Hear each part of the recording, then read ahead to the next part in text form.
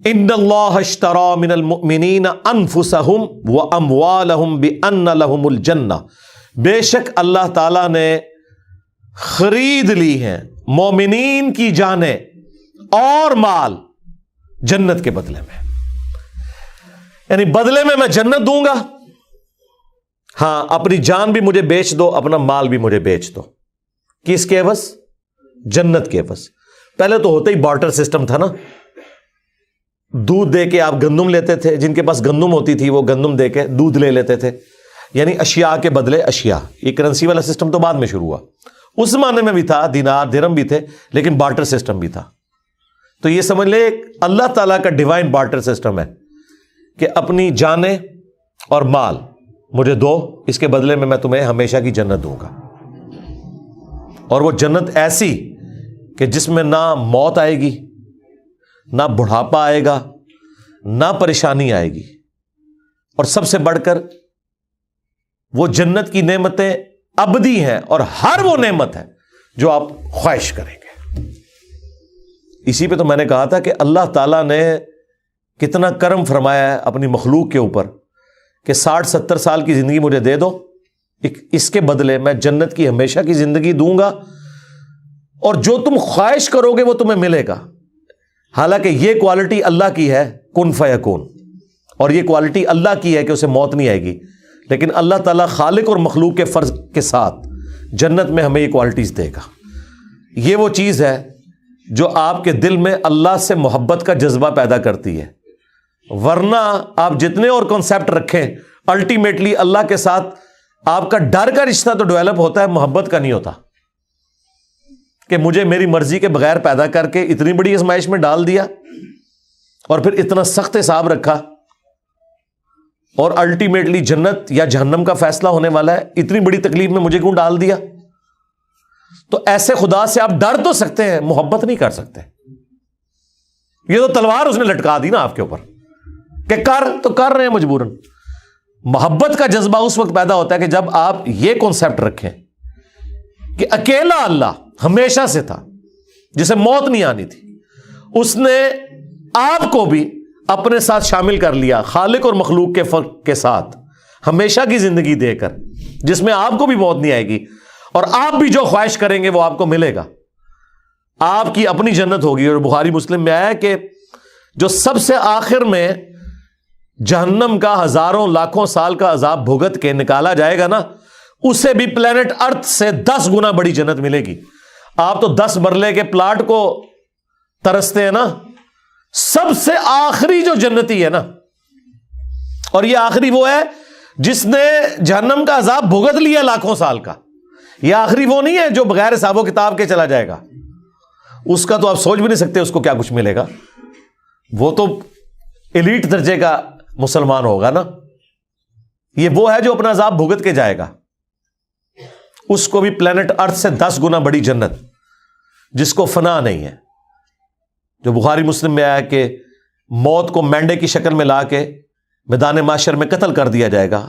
جنتی خوش ہوں گے کہ آج کے بعد ہمیں موت نہیں آئے گی، اور جہنمی غمناک ہو جائیں گے کہ ہمیں بھی موت نہیں آئے گی، جو قرآن میں سورہ الفرقان میں آیا، آج ایک موت نہیں ہزاروں موتیں مانگو لیکن تمہیں موت نہیں آئے گی۔ موت مانگیں گے وہ کہ اس تکلیف سے جان چھوٹ جائے، لیکن جان نہیں چھوٹے گی۔ اللہم اجرنا من النار، اللہم انا نسألک جنت الفردوس مع النبیین والصدیقین والشہداء والصالحین، آمین۔ تو اللہ تعالیٰ فرما رہا ہے کہ میں نے مومنین کی جانیں اور مال جنت کے بدلے میں خرید لی ہیں۔ یہ بیع میں نے کی ہے، بیع، با یا عین، تجارت، اسی سے یہ بیعت لفظ ہے، اپنے آپ کو بیچنا۔ انسان کے آگے کیسے اپنے آپ کو بیچ سکتا ہے؟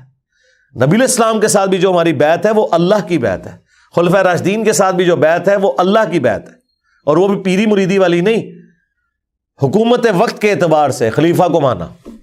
دین کے معاملات میں تو آپ نے وہ بات ماننی ہے جو اس شخصیت کے اوپر نازل ہوئی ہے جس کی قبر مدینے میں ہے، صلی اللہ علیہ وآلہ وسلم۔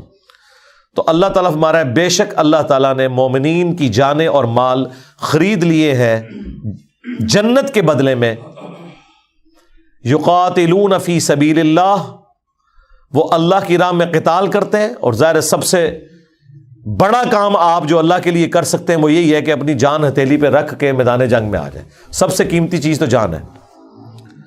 فَيَقْتُلُونَ وَيُقْتَلُونَ، بس وہ اللہ کے حکم سے قتل بھی کرتے ہیں اللہ کے دشمنوں کو، اور خود بھی قتل ہو جاتے ہیں. ہمیشہ تو نہیں ہونا کہ آپ نے زندہ بچنا ہے. اور دیکھیں یہاں پہ انسانیت کا قتل ہو رہا ہے لیکن اللہ کے حکم سے ہو رہا ہے، اور اللہ تعالیٰ اسے فخریہ بیان فرما رہا ہے. ویسے تو ایک انسان کا بھی قتل ناحق پوری انسانیت کا قتل ہے جو سورۃ المائدہ میں آیا. اور اس میں مزے کی بات میں آپ کو بتاؤں، جان جو ہے نا یہ اللہ کی امانت ہے. اللہ کی اجازت کے بغیر آپ کسی کی جان لے نہیں سکتے. اسی لیے دیکھیں جب آپ جانور بھی ذبح کرتے ہیں نا تو اللہ کے نام پہ کرتے ہیں، کیونکہ اس کے اندر بھی جان موجود ہے، اس سے بھی آپ زندگی چھین نہیں سکتے. جب آپ اس سے زندگی چھیننے لگتے ہیں نا تو بسم اللہ اللہ اکبر پڑھتے ہیں کہ یہ اللہ کا حکم تھا، اس کے نام پہ میں تیری جان لے رہا ہوں، ورنہ میں تیری جان نہیں لے سکتا. یہ اس کا حکم ہے کہ تجھے اس نے میرے لیے پیدا کیا کہ میں تجھے کھاؤں، تو میں جب اب تیری جان نکالوں گا تو اس کے نام پر نکالوں گا، کیونکہ مالک جان کا کون ہے؟ اللہ. اس طرح آپ کسی کافر کی بھی جان نہیں لے سکتے، اللہ یہ کہ میدان جنگ میں وہ آپ کے مقابلے پہ آئے تو اس وقت بھی آپ اپنی دشمنی کے لیے نہیں بلکہ اللہ کی خاطر. وہ جو سیدنا علی کا واقعہ ہے کہ جب وہ کافر کے سینے پہ چڑھ گئے تھے، اس نے تھوک دیا تو وہ اتر گئے. ان کا بھائی اب میرا غصہ اس میں شامل ہو گیا، بس وہ اسی چیز سے امپریس ہو کے مسلمان ہو گیا. دیکھیں جی جہنم کے دہانے پہ پہنچا ہوا بندہ، آخری ٹائم پہ اللہ نے اس کے لیے جنت کر دی. یہ ہے اللہ تعالیٰ کی ڈیسٹنی اور تقدیر. سبحان اللہ. تو اللہ تعالیٰ فرما رہے کہ اہل ایمان اللہ کی راہ میں قتال کرتے ہیں اور کافروں کو قتل بھی کرتے ہیں جہاں ضرورت ہے میدان جنگ میں، اور خود بھی قتل ہوتے ہیں. وعدن علیہ حقا فی التوراۃ والانجیل والقرآن، اور یہ وہ وعدہ ہے جو اللہ تعالیٰ نے سچا وعدہ کیا تھا پختہ تورات میں بھی، یعنی اولڈ ٹیسٹمنٹ میں، انجیل نیو ٹیسٹمنٹ میں، اور قرآن میں بھی. یعنی تینوں کتابوں کے اندر وہی بات ہے کہ دنیا کی زندگی مجھے دو، آخرت کی ہمیشہ کی زندگی لے لو. اور یہی ایک یونیورسل ٹروتھ ہے جی. ہاں، جو اللہ تعالیٰ نے سورۃ الاعلیٰ کے اینڈ پہ بھی فرمایا نا، قد افلح من تزکا وذکر اسم ربہ فصلی بل تؤثرون الحیاۃ الدنیا والآخرۃ خیر وابقی. تمہارا اصل مرض یہ ہے کہ تم دنیا کی زندگی کو ترجیح دیتے ہو جبکہ آخرت بہتر بھی ہے اور ہمیشہ رہنے والی بھی.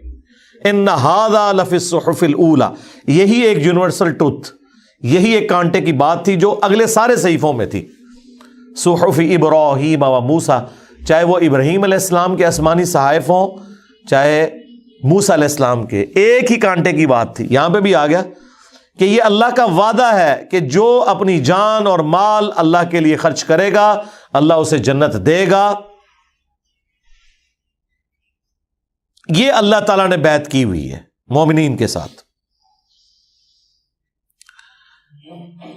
وَمَنْ أَوْفَى بِعَهْدِهِ مِنَ اللَّهِ، اللہ اکبر.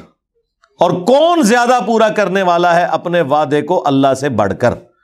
یعنی اللہ تو ہمارا یہ جو میرا وعدہ ہے نا تو میں تو وعدہ وفا کروں گا، مجھ سے زیادہ سچا کون ہو سکتا ہے. دنیا میں یہ ہو جاتا ہے کہ آپ کبھی محنت بھی کرتے ہیں نا، رزلٹ آپ کے خلاف آتا ہے کیونکہ اللہ کو کچھ اور منظور ہوتا ہے.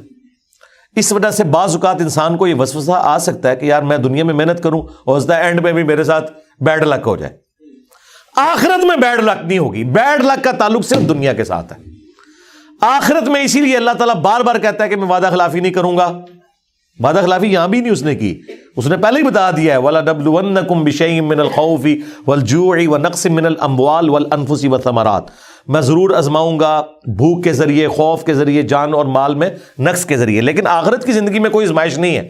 دنیا میں جس نے وقت کے پیغمبر کو پہچانا، اس کی پیروی کی، تو آخرت میں کوئی بیڈ لک نہیں اس کے لیے، گڈ لک ہی ہے. اور وہی اللہ تعالیٰ کہتا ہے کہ اللہ سے بڑھ کر کون اپنے وعدے کو وفا کرنے والا